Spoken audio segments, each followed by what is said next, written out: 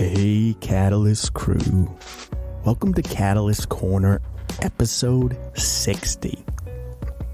It's Thursday, so we've got Jim F0123 Art on with us, and, yeah, let's get into it.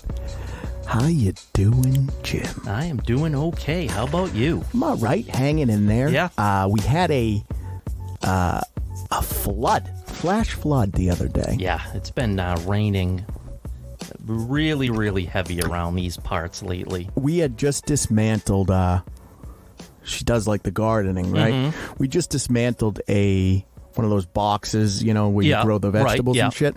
And I hadn't taken it and put it in the shed or anything.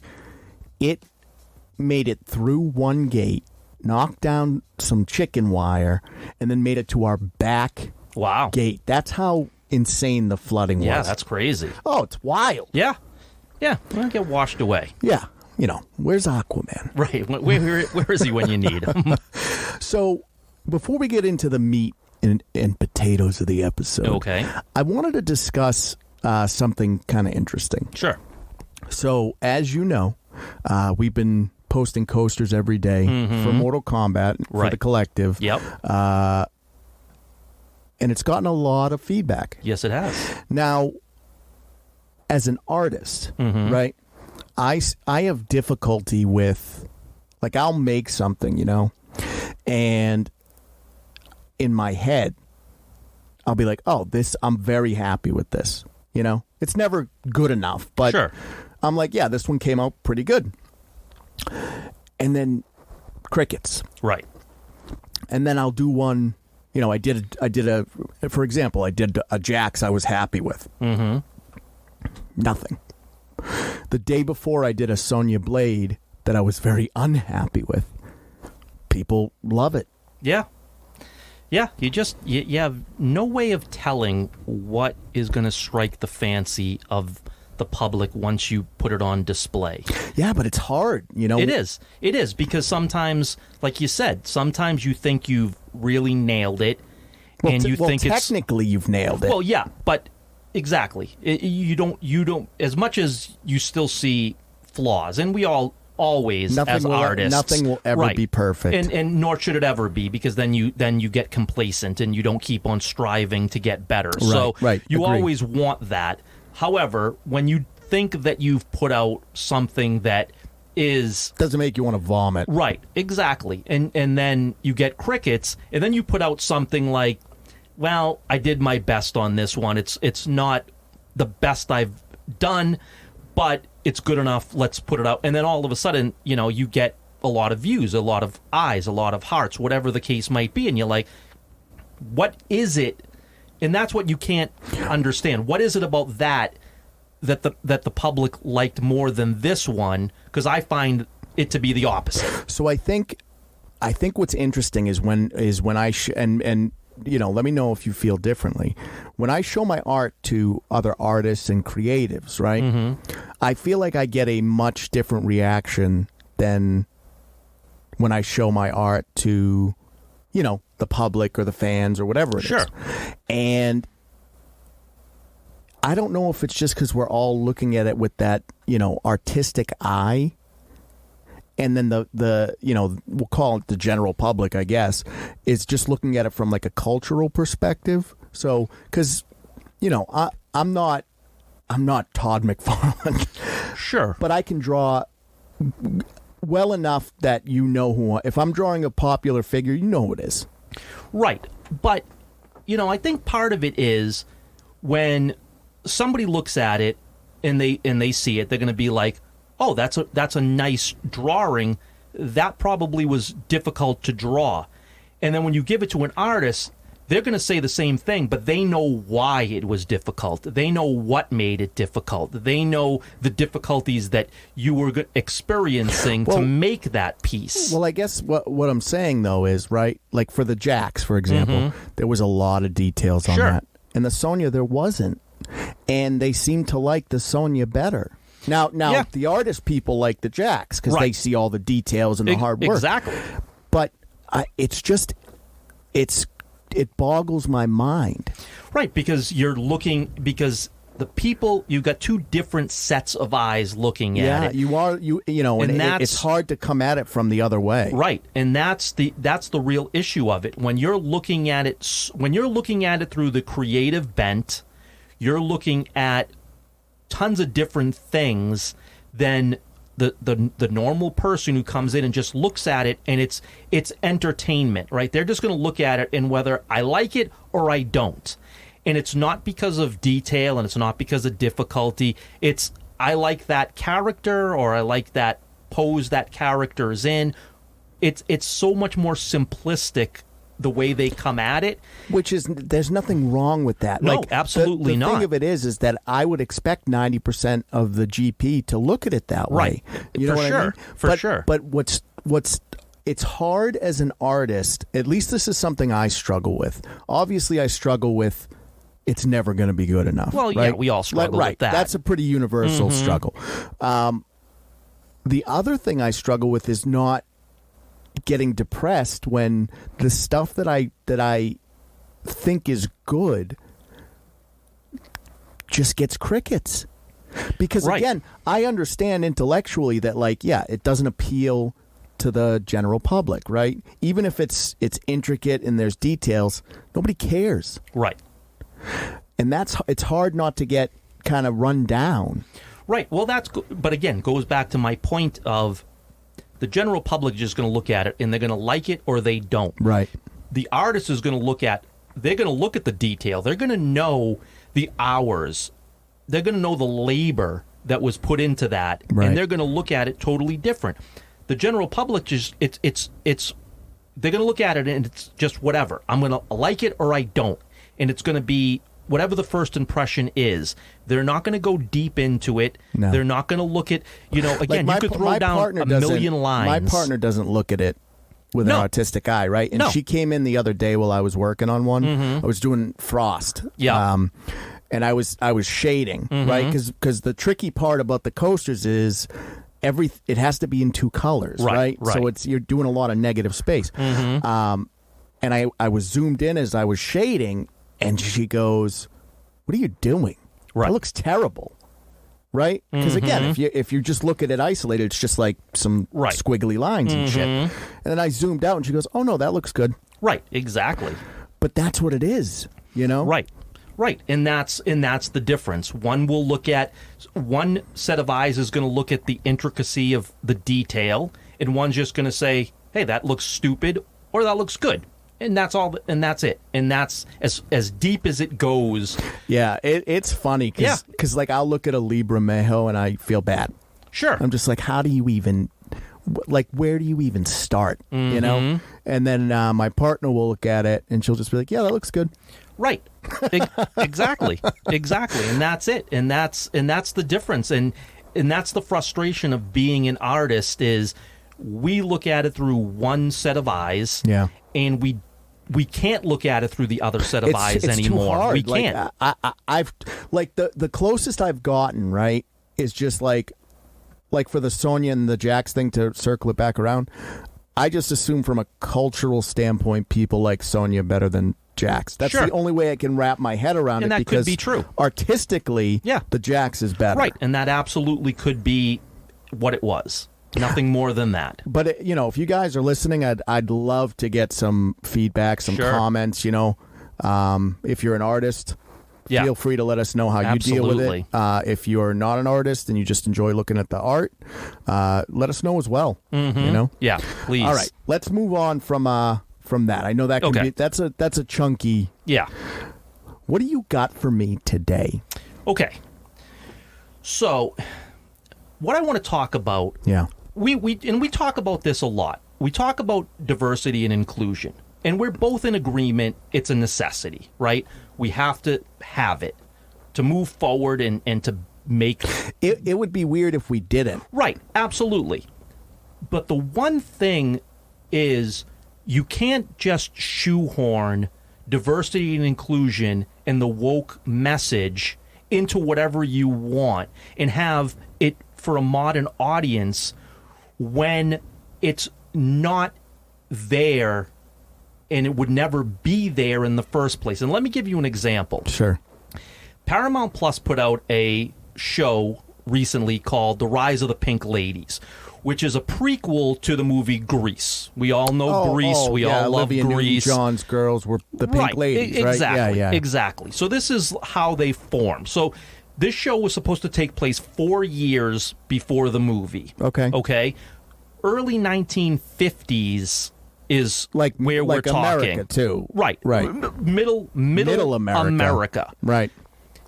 So what they have is a diverse cast. There's a Asian, there's a black woman, there's a homosexual lesbian woman, right? And they're just everyone's cool with them. Right. And they have a very feminist agenda. So here's the thing, before you even keep going. You can have those characters. Right. But the plot has to be the segregation against those characters, because that's how it was in the 50s. You can pretend like it wasn't, but that doesn't make it go away. Right, but so here's the problem, right? You and I were not alive in the 50s, but we know the history. We know what went on in the 50s. Right. That was not happening. And the Pink Ladies were the popular girl group of Rydell High. Right. Those woke agenda, the diversity and inclusion, would never, ever, ever in middle America, high school, 1950s, ever be the case. But why do that? Why not just do it modern day? Right. Because you know why? Because it doesn't work. The show itself doesn't work. No, it doesn't work. Right. And that's so the whole point of it. They're just trying to co-opt the Grease name to throw a Hail Mary and say, even though this is garbage, maybe the audience will forget. Right. And so, the show got canceled immediately because the viewership was awful, and they're pulling it from the platform completely taking it. They're pulling a Willow. Right. They want a tax because they know no one is ever going to watch this, and they want the tax write-off.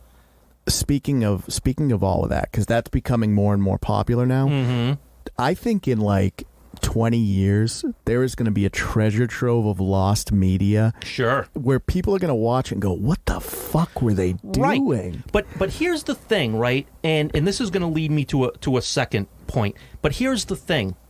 So you make this show, and you're talking about diversity and inclusion. You're talking about feminism, right? You're talking about, like the feminism thing. I can kind of, I can kind of get on board with that because it was the Pink Ladies and they were hanging with the fellas. Yeah, and they were still. But I mean, when you look at Grease, they were their girls. You know what I mean? Like they I'm not saying equals. they weren't. I'm just saying, if you want to do women empowerment in that guise. Yeah, I guess you might be able to, but but again, in just an outed female LGBTQ, right? None of that is ever historically going to be accurate. No, it's Black Cleopatra. Right, that's exactly what it is. You're rewriting historical facts to try to fit your agenda into the show. Now, to be fair, obviously Grease is not historical fact. It's no. You know what the problem is? But the 1950s is what I'm saying. The problem is that you're doing, it takes place on Earth. Right. So you can't fudge what the 1950s were. Right. But here's the bigger problem. Right. This took place, as I said, 4 years prior to the Grease movie. Okay. All of your stuff then was dead within 4 years because when Grease, the movie, comes out, none of that existed. So what's crazy is that, look, Grease in the day was big. Right. And I remember being a kid, it was pretty big. Grease isn't big now. Nobody fucking cares about Grease. No, Grease is always going to be one of those movies that is iconic in name. Is with a Gen Z or something, if Grease came on, I'd be like, oh yeah, Grease. That's as deep as it goes. It's not like nobody's stopping to watch it or anything. I'm sure everybody that had children played it for their kids. Yeah. You know what I mean? And they and the Gen Z generation probably saw it with their parents. And that's it. I mean, they're not fond of it. They're not going to grasp onto it. Listen, if I'm not that I have cable anymore, but if I'm flicking through the channels and Grease comes on, I'm not staying on. I don't care enough. No, but here's the problem, and this is going to lead me into a second topic, which is the Acolytes Star Wars show that's being planned for Disney Plus. Right, the Acolytes is about females who are what they want to do is they want to take down the patriarchy and destroy the Force. Right? This is the premise of what this show is about, and it's all female empowerment. I thought the Force kept the universe together. Well, so here's my point. If you did all that, right, then you lost. You've failed, because when we get to A New Hope, or The Phantom Menace, I should say, in reality, that shit's gone. So what you try to accomplish? So how do you fit it in when you're trying to make a modern day for modern audience that is years prior to a show that exists, and then all of the stuff that you're talking about is wiped out because it no longer exists when the actual first movie rolls around? Then everything that you set out to do has been destroyed. It makes no sense. There is no diversity and inclusion in 1954. There is no strong feminism. There is no, proud LGBTQ acceptance. Now, I think with all of that being said, that's not us advocating to eradicate those things. Not in the modern day. No. But you can't go back in time and pretend that stuff existed. Right? You can't rewrite history. Right. And even in a fictional universe, say Star Wars, right? Mm-hmm. Because the property is so beloved and so kind of, there's so much lore that's considered canon, right? I think it's very strange to want to tell a story that kind of goes against the if you want to make the Acolyte and you come out and you say it's not canon, have at it, but don't sit there and go, yeah, this is canon. Right. Well, but it is canon. I know number it is. one. I know. No, but what I'm saying is, but you're promoting it as we're taking down the patriarchy. We're going to kill the Force. But you didn't. You failed. Your mission failed. So at the end of the day, however the show ends, we know that what you set out to accomplish failed. Yeah. Because the Phantom Menace shows that none of that stuff existed. So my guess is going to be, because I cannot imagine there's too much left in the Lucasfilm tanks at this point. No, there isn't. So my guess would be Kathleen Kennedy is trying to destroy Lucasfilms. Yeah, without a doubt. There's no doubt. That's what her mission has become. And so I think what the Acolyte will end on is just that they do fail, and it's just like, yes, the bad guys won. Everything past the Acolyte is just bad patriarchal evilness through and through. Yeah. That's what it'll be. Right. It just, but when you make these shows who are for nobody, and then they fail miserably, and then they get pulled from the platforms. You know what's difficult? You shouldn't say for nobody. It's for a very niche audience. Yeah, I mean, but really niche. Niche. Right. And so instead of accepting that there aren't enough people that want to see these stories, and adjusting and telling stories that are more geared towards the general audience. And again, like I said, I do art. And I have made pieces that I love. Right. That will never see the light of day because they don't trend. Right. So, what I'm saying is that it's the same thing for big old megacorp. Right. But if you want to, but my point is, when you're doing this new Rey movie, which is 15 years or so after the rise of Skywalker. When is that supposed to come out? Never. It'll never come out. Well, I just can't imagine. Like 2025, I believe, I guess is when the reason they I plan ask it. is because, how much more can they take? Right. Well, who knows if it ever really is going to come out. But Right. but the thing is, if you want to make that to a modern audience and you want to have those talking points, you can, because there's nothing Right. There's nothing after to it. counteract it, Right. to show that makes no sense. But if you're doing something that's a prequel to a pre-existing IP, Yeah. and we know that doesn't exist by the time that first movie comes along, then again, you're making it just for yourself. And again, it is a very niche audience that is going to appreciate what you're trying to do. And even those people are like, yeah, but this sucks. Like but you made a terrible show on top of it. What's kind of interesting is here's kind of where I'm at with it all, right? As a fan. Yep. Now, we've been doing this podcast for over a year. Yep. And one of our first episodes was talking about superhero fatigue Right. a year ago. Right. And I think that I was thinking about this the other day because I'm seeing more and more kind of mainstream YouTubers talk about the fatigue, Cape fatigue, they're calling Yep. it. And I was thinking to myself, is it actually fatigue? Or are you just telling such shitty stories? Well, so, this brings up The Flash, right? Yeah. Which is absolutely bombing in the box office. The Flash, I mean, it's almost impressive how bad it tanked. Right. I mean, you're talking about potentially a $200 million loss for this movie. Right, but we knew that. Listen, we talked about when Ezra Miller was going nuts. Right. What's funny is if you're going to take that hit anyway, why even release it? Right. So here's my question.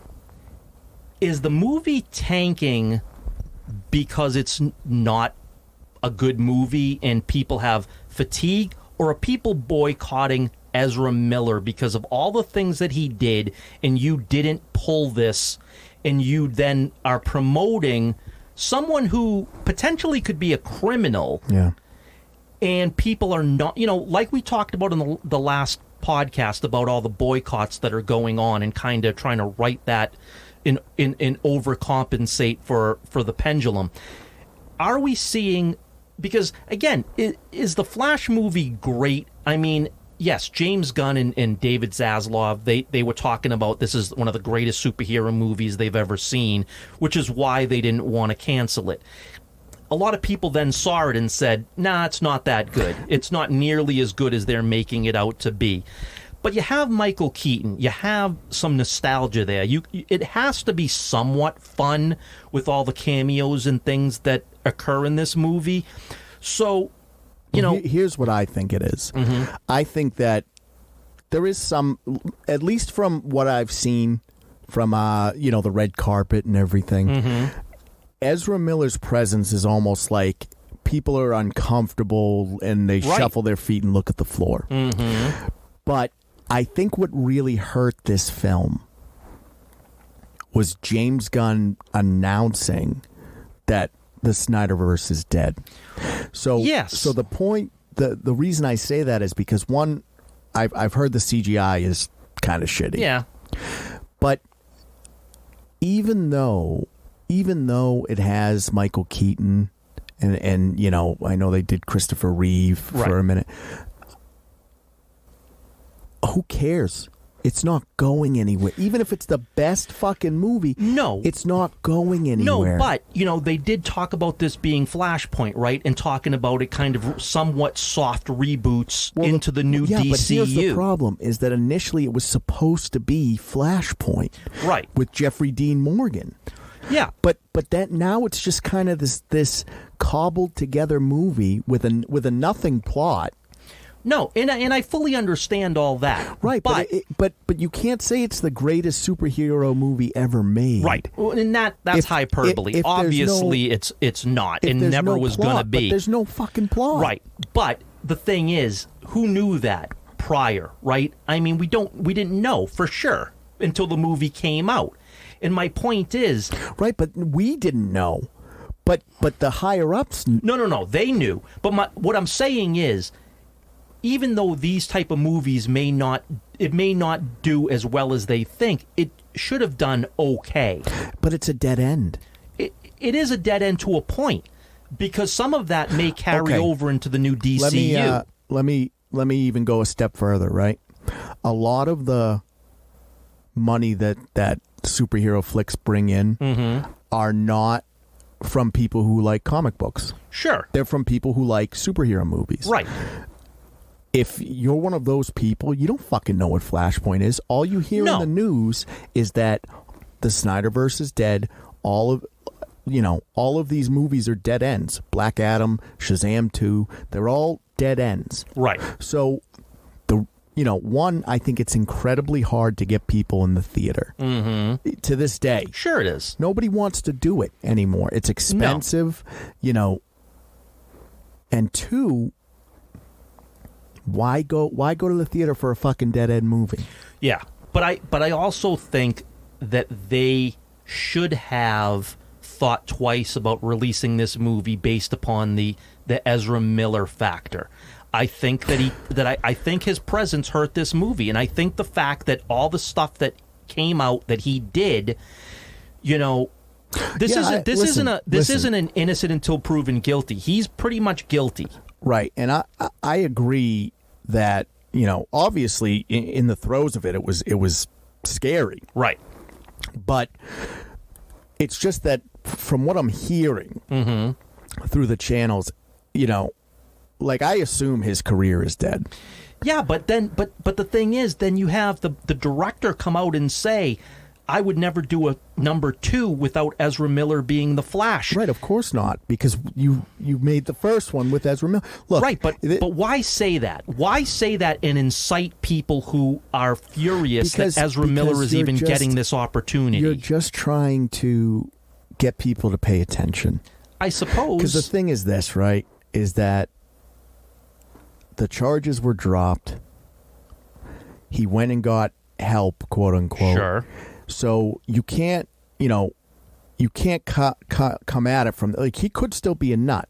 Right. But you can't come at it from that standpoint because he did what the studio asked and he behaved on the red carpet. Like, you can't. Right. But you have to factor in is what the general public let me sees ask you him this. as. Like, I don't think Aquaman 2 is going to do well either. No, of course it won't. But I don't think it's because of Amber Heard. No, not based upon the amount of scenes that she's in. Right. So my point to it is that, that's another. No, but even though she's a bit, right? Mm-hmm. What she did would be enough to get people to boycott the film. And it might. And it still might. People might be furious that she's in it at all. Yeah, but might boycott it for that purpose. I don't know. Were you furious that Ezra Miller was in it? No, I'm not. But my point is, I think that we're seeing people take stands against certain things, and I think crazy, that's one of the stands. If I'm Zaslav, right? Mm-hmm. The only way I'm releasing this is if it truly is the best superhero movie of all time. And maybe in his mind it was. I mean, maybe to him it was. As someone who doesn't, but that's the problem, is that these people aren't professionals in the comic book world. Right. They're professional businessmen. Right. And just because it's the best superhero movie you've seen. Right. And so you can't go by James Gunn because James Gunn is playing with house money. He had nothing to do with this movie. It's not a reflection on him whatsoever. He's top telling dog you this too. is a dead-end movie. He's a top dog, too, though. Right. So he's not going to shit on. No, of course he's going to promote the hell out of it because obviously he's doing it because he's a top dog in DC's movies. But again, you can't don't go by James Gunn. So if I'm Zaslav, I can't go by James, right. You know what I'm saying? Listen, because James, I'm not shitting on James Gunn because I do nor like am him. I. But he's kind of one of your yes men. Sure, absolutely. So it's just like, and then they scratch their heads and they can't figure out why it tanks. Right, and and again, don't sit there and wonder why Aquaman is going to do the very same thing because you told us to not care about these movies. Right. Well, they're dead ends. To me, that's the thing is that what these actors are doing is problematic, and it's enough negative press to hurt the movie. Right. But if people thought it was going somewhere, like if Johnny Depp came out and said, I'm doing another Pirates, people would go nuts. Sure they would. Regardless of all the shit that happened. Mm-hmm. But you told everyone months and months in advance before we saw anything, before Shazam came out. Right. None of this matters. Right. And it's you. Over the last 20 years, we have showed the public that the next superhero movie will lead in from the previous one. So they're trained to look for that. Right. And especially if there's a bunch of, and this is the summer blockbuster, right? So you get a lot of movies coming out week after week.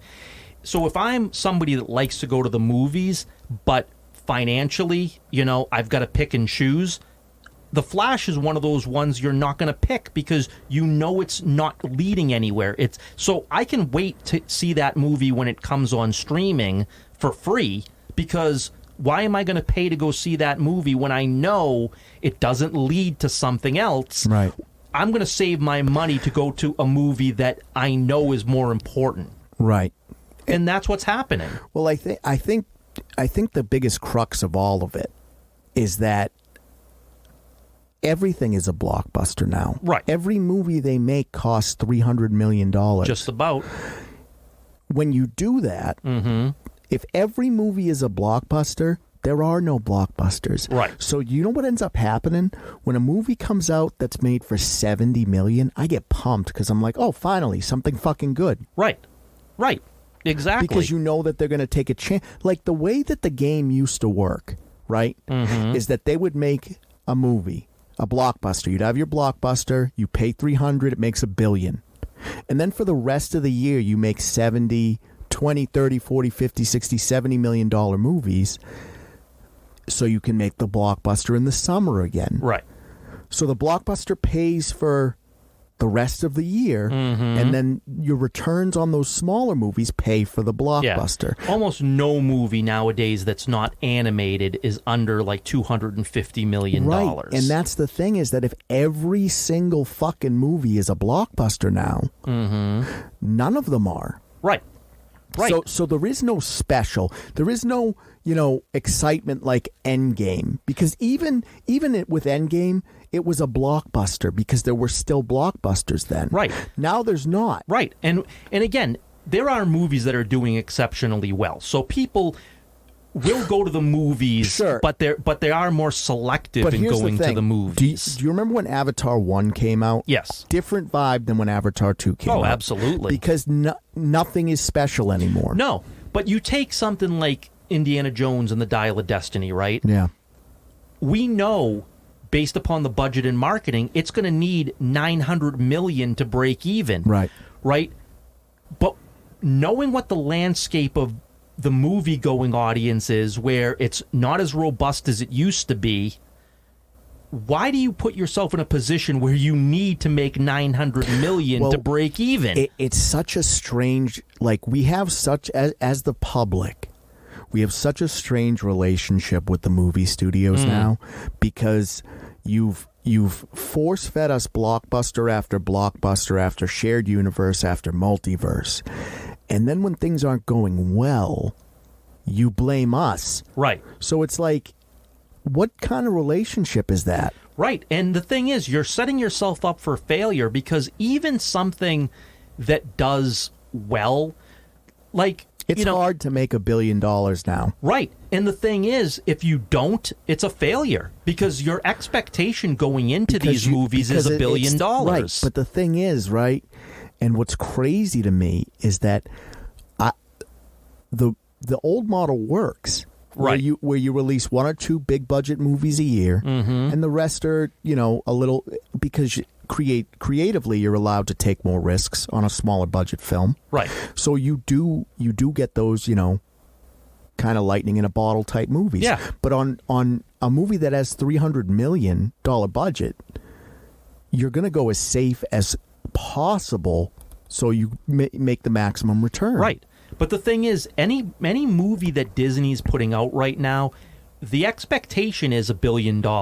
There is nothing below that. They're not expecting a movie to go below that. They were doing that for a while. Right, they were. And so they've set themselves up with that expectation that every movie that comes out is going to be that.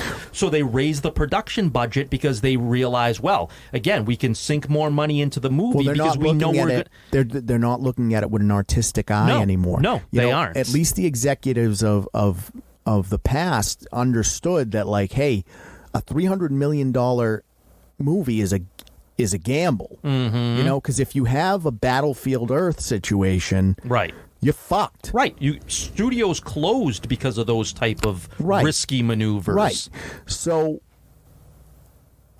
to do that with every film, right, and then you have the track record that Disney's had over the past, let's call it 3 years to be generous. Sure. How are they even alive right now? Yeah, they barely are. They barely are. Right. It's insane.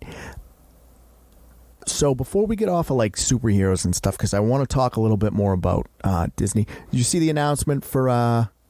They announced who's going to play Superman. Yes. And Lois. Yes. You know what I thought? I think the kid looks fine. Yeah. But he looks exactly like Cavill.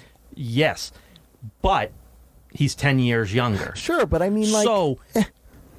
But he looks exactly like Cavill, yeah, right? Yeah, that's pretty good. So... Right.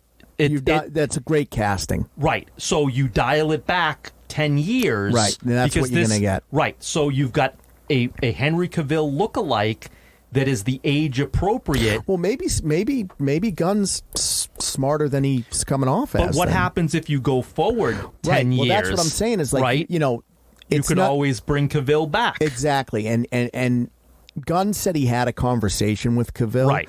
That's what the conversation was. Right. Like, I already got a guy in mind. He looks just like you as a kid. I want to go to the past, and then if we do future stuff, if we can get this off the ground, you're back in the suit. Right. As much as that might be a pipe dream that we're talking about, it's oddly coincidental that he looks so much like Cavill. Like Cavill. I mean, if when I Cavill saw it, I was just like, why even fucking hire anybody else? Now, again, Cavill is a genetic freak, right? For 39 years old, he looks like he's 29 years old. Well, I mean, yeah, but he's also a millionaire who gets to work out and eat the best food and everything. Understood. And he's from England, so he doesn't get sun exposure. Right. But this kid looks like he does. a young Cavill. Yeah, it's and crazy. So it makes, like, that is a great choice by Gunn because you've set yourself up for, if you want to use Cavill again in the future, if you go older, you could. You now definitely and then you have, could. They got Lois as the marvelous Miss Maisel. Yeah, I mean, I don't know. She's fine. Like, I think she could play Lois well. I mean, I don't know. I don't know listen, either of these two actors. Anybody's going to be better than Amy Adams. Right. It just. But I'm just talking about visually. Yeah. She looks the part. Oh yeah, for sure. You know what I mean? Like, just from an aesthetic standpoint, you nailed it. Right. So I don't know her acting chops. I've never seen her in anything. She's pretty good. But at least she looks like, when I picture Lois Lane, this girl is gonna fill that part. The only criticisms I've heard is that people are shitting on his physique. And it's like, shut the fuck up. Cavill was tiny before he was Superman too. Let's be honest. What do we have? 3 years? Right. He's going to be a monster by the time. I mean, again, he's going to go into all he has to do now is go to the gym and eat right until this movie starts shooting. He'll be of the physique you need by the time this movie Superman. shoots. I think that this has potential. It does. It absolutely does. But the thing is I don't feel comfortable with Zaslav because not even from a superhero standpoint, he was ready to kill Turner Classic. Right. What are you fucking doing? Yeah, that's crazy. That's a crazy idea. To the fact that to the degree that Spielberg, Scorsese, and Paul Anderson had to step in. Right. Like, that's nuts. Yeah, he's, again, he came in like a white knight, and now that the dust has settled and he's been here for a little while, I'm not quite sure he's the guy. I got to tell, he's definitely not the guy. And I'll tell you something else. The new Max app sucks. Oh, does it? the old app, the HBO Max app, had hubs, right? So, Okay. like, if you wanted to go, the hubs were on the menu. Yeah. That's all gone now. You can still get to the quote-unquote hubs, but you got to, it's a shittier app. Oh, yeah. I know what you're talking about. Yes. It is for the worse. Yeah. Right? And I'm just sitting here going, like, why? Who gives us the okay? Yeah. It's just so foolish. Yeah, I'm hoping at some point they flip it to somebody else and somebody. But here's the problem: is there's only with these big behemoths, right? There's only so many companies that could buy it, right? And you flipped it to half of the big companies, and look what they've done with it. Nothing. Right. Yeah, exactly. So what could they do with it? Who knows? Right. Where would it even go? Yeah, that's the thing. Where is it going to go? I don't know. Shit's wild. So let's shift gears a little bit, but not really. So obviously we've kind of talked about buying reviews and things of that nature, right? So I've heard some podcasts and things of that nature where movie reviewers basically say, like, look, we all play the game, right? Because if we don't, then we don't get the advanced screeners, right? And we're out of a job. Exactly. And that's always how it's been. Sure, that's always been the case. But not to the extreme that it is now. Right. And let me give you an example. So The Witcher, I love talking about it. Season 3, Part 1, what a fucking mouthful, came out, I don't know, yesterday, the day before. Who fucking cares? Right. It came out. It scores a 71 on Metacritic. From a critic perspective, there are 0 negative reviews. From an audience perspective, it scores a 3.8. Yeah.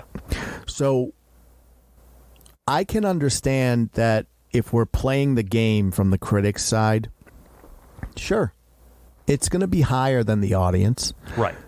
But no negative reviews. Yeah. As soon as I saw that, I said, this is fucking, you're full of shit. Right. Well, you know why why they're full of shit? Because Henry Cavill quit because of season 3. Right. So he said how bad season 3 was, which caused him to quit. So if you believe that there are no negative reviews because the lead actor quit because of how bad the season is, then this is all just bought and paid for bullshit. Right. And what's the point of even paying attention to it? It's just so strange to me. Yeah, it is. And they're doing it with Disney's the biggest culprit. Yeah, I mean, obviously they pay a lot of people off. I mean, obviously The Witcher is such a tragedy just because it had the potential to be a huge franchise. Right. And I think it's going to go down in history as an utter, like, Game of Thrones level bad. Right. Like, that's where we're at with it. It absolutely will. Now, that being said, House of Dragons is doing very well. So maybe we can give it some time to settle, get the right people in there and make something good. Possibly. But I think it would be a huge mistake on Netflix's part to make, and this isn't shitting on Helmsworth, right? It's not his fault. No, he's been put in an impossible win situation. Right. And he came out and he did an interview and he's like, look, I'm reading the books. Like, he's putting an effort in. Sure. But there's nothing you can do, kid. Like, there's nothing you can do to get the audience on your side. Yeah, but see, I disagree with that he's doing that. No, I think he's probably full of shit too. But No, and the reason I say that is because the whole purpose of the whole blow up for this thing is because Henry Cavill loves the books. And they want you to not pay any attention to the lore in the books because they don't want to do anything that is remotely attached to it. I guarantee they told him, don't read, don't listen to anything that came from the lore. We're going to make this ours, and you're going to do our but version. He's out there saying he is reading. Yeah, he can say that because he's trying to get the fans on his side. But that's lip service. But that's the key, right? Is that you know what you have to say to get the fans on your side. So you're being malicious because you know what you're doing is wrong. Right. So 0 negative reviews on this Witcher. Yeah, that's bullshit. The negative stuff I'm hearing from the audience is it's boring. It's overly complex. Exactly. Like, It doesn't focus on Geralt. Here's the thing. The beauty of The Witcher is there is a lot of political theater in there, but it's more just Geralt's there to kill monsters, and he keeps getting dragged into political situations. Right. But he's there to kill monsters. Right. And that's the core of the books and of the game. Right. Exactly. And they lost the plot with that. Right. Yeah. They decided that wasn't what it was about. Right. And so now you have this weird fucking part 1, part 2 shit, because they're I don't even know why. Yeah. That must be damage control, right? Sure. Because I bet the second half is probably so fucking bad. Yeah. Right? That they had to split it to trick people into watching more. Absolutely. So if I'm Netflix, I'm shutting it off. Yeah. I don't know if it will, because they're still running around. They won't, because they put out a bunch of shit that's terrible. So I don't think that they have learned their lesson. No, and let them keep hemorrhaging. Who cares? Yeah. But what's interesting is, on the other side of the aisle, you have Disney. That's the biggest, culprit of all of this. Right. Review fixing. And it's a testament to how bad Indiana Jones and the Dial of Destiny is that there are no negative reviews, because that's the new note. Right. Right. But it's still at a 56. Right. So it's so bad that even following, the new rules where there can't be any negative reviews, you still got an F. Right. Yeah, because they're giving it the lowest possible score that they can. In the parameters that Disney set. Exactly. So you still got an F. 56, 57 is an F. Right. Exactly. So it comes out today / tomorrow, right? So we're going to actually get to hear what people think of it. Yeah, now the rumors are over. The wondering of what's going to happen is over. Now it's for real. Now it's come out. Now we're going to start seeing the numbers. We're going to start seeing how much money it makes. We're going to start hearing what the audience actually thinks about what they've done. And we're going to get concrete evidence of exactly what this movie's plot is all about. Right. So the other one, and I'll tell, this is the last little Disney snippet, which I thought was hilarious. So Pixar just released a movie called Elemental. Yeah. Yeah. Yeah. It's tanking. No, it's another the worst right. It's Pixar another like to date. $200 million movie. Just terrible. Okay. So have you seen online, like sometimes you'll see like it'll be like Spider-Man, right? Someone's in the theater recording and you'll see like, the reaction to Tobey Maguire showing up in Spider-Man, and people lose their minds. Or when right? they had Captain America catching the hammer, yeah. right? Yeah, Mjolnir, yeah. And everybody screams and shit, right? Right. And you I was in the theater. That happened. Sure. I remember. Right. They did Disney's or Pixar's social media account posted one for this Elemental. Okay. And it said the audience's reaction to when Clyde shows up, right? And so Clyde pops out of a trash barrel or some shit, and people are going nuts. Okay. Right? That's the fakest. It's a fucking track. Sure. So, because the thing is, right? Who the fuck is Clyde? Right. This is a movie that is original. Right. It's These not are a all franchise. original characters. Right. They wouldn't know who that character is. But they're going nuts. Yeah. People are screaming. Oh, sure, of course. Of course that's real.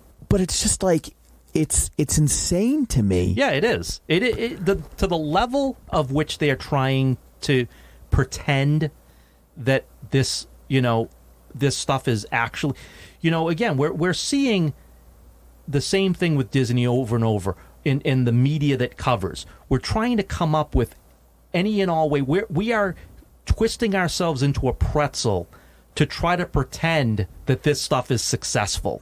It's just really strange to me. And I think a lot of it is, they work so hard to get copyright so tight, right? Yep. That there's no room for creative juice anymore because you can't touch these properties or you get buried. Right. And then, again, you are forced to do the agenda that Disney wants, so you have to have it in all your movies. That is a prerequisite that Disney forces upon everybody. So you've got to make movies to the modern audience with the woke agenda attached to it. Right, but even take the woke agenda element out of it, right? Because I think the problem is that, we use that as a talking point a lot, and I think that message over story destroys a film no matter what the message is. And I don't know that Elemental has a woke message. Well, they do. It's the first ever non-binary character. Sure, but whatever. Well, no, but I'm saying it is in there. It's right. The whole thing is about. But that's not why people aren't going. People aren't going because there's no heart to the movie. No, it's not like Up. That, there isn't. It makes you cry. There's no heart to the movie, and who the fuck is Clyde? Right, but the reason that a lot of people aren't going is because they don't want to explain to their children all the messaging that these characters are trying to portray. See, and so families are saying they're avoiding it. Egregious ones, right? I think we're all of them. I don't know if that's true. No, it is true. It absolutely is true. Families are not taking their children to go see these movies anymore for that reason. And I've seen this and I've heard this by a numerous amount of people and other, YouTubers and things like that who have spoken to, others and gotten this feedback, is they don't want to take their children and have to be preached to and then have to explain the preaching because there's not fun, there's no enjoyment. Well, that's, I think, the biggest. The kids aren't getting any enjoyment out of the movie. That right there, I think, is the biggest note, is that they're not fun. No, they aren't. They're preaching. Right, but that's kind of a universal sort of feel to all of this. Every time you release something that is so listen to the message, right? Even like Wendy and Peter Pan, it's not fun. No, it isn't. It takes the joy out of the movie for children who are bored off their ass. And then, but it's not animated movies that are problematic. The thing is that if the kids aren't having fun, that's it. Right.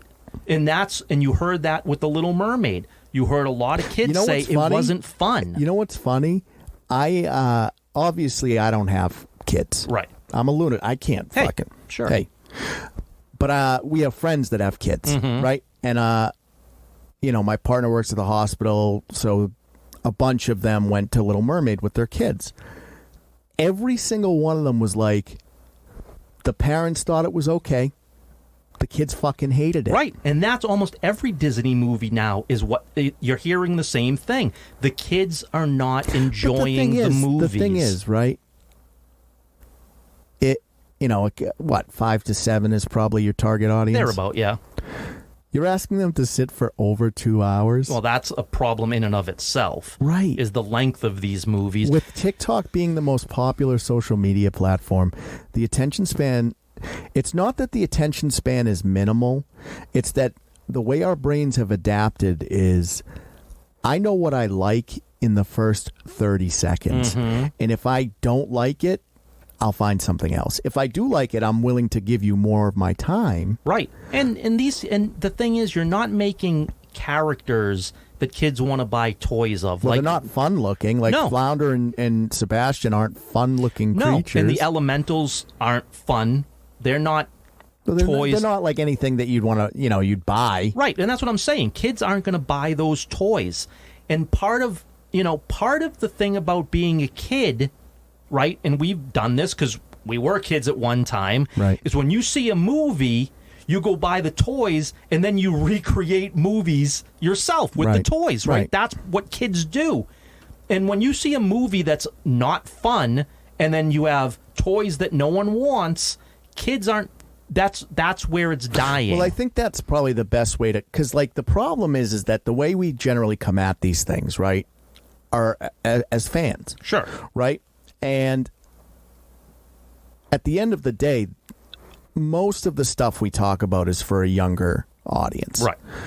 So ultimately, I could accept if you were making things for kids and I'm just an adult and I Right. I don't want to deal, I don't like it anymore. Sure. But I do like it, generally, Yep.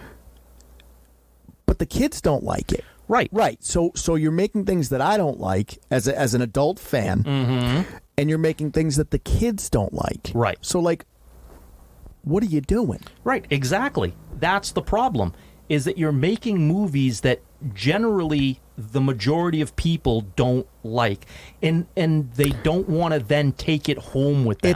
It's tricky because, like, and again, this goes back to the Blockbuster thing, right? Mm-hmm. You remember when, like, Selma came out, the MLK movie? Yeah.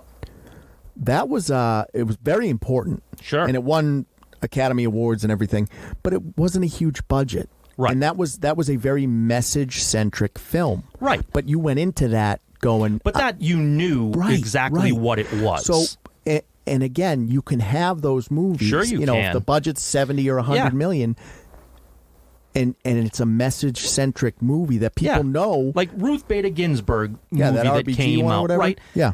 You know exactly. So either you're going to go see it because you want to see The message. in the historical, all the things that she has accomplished in her lifetime, Right. or you don't want to see that. Right. You know you're not being duped in any way, shape, or form with but that movie. The thing is, right, is that the kids...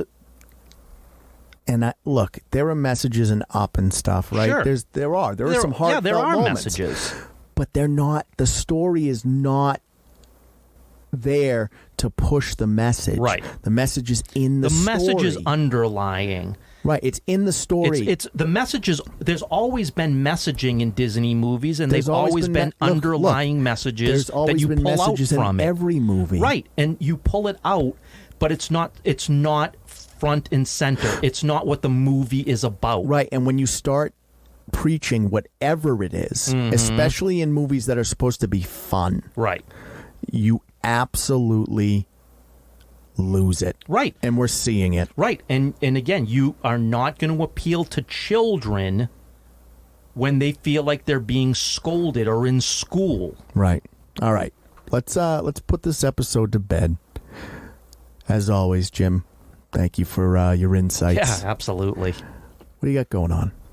Just making sure we get artwork out. I know we've been talking about artwork earlier in this episode, and if anybody wants to support artwork, please go on to the social media. You'll see new artwork every single week. Yeah, your last couple have been really interesting. I like what you're doing. I appreciate it.